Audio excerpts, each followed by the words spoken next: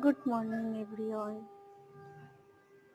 চলো আজকে একটা তোমাদের নতুন গাছের সাথে, নতুন কিছু নয়, কম বেশি সবাই চেনো এবং জানো। তো এটা আমার কাছে, আমি জানতাম বাট এটা আমার কাছে নতুন সদস্য।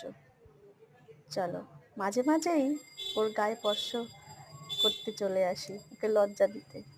কি বলো তো, নিশ্চয়ই বুঝতে পেরেছো এটা একটা লজ্জাবতী গাছ।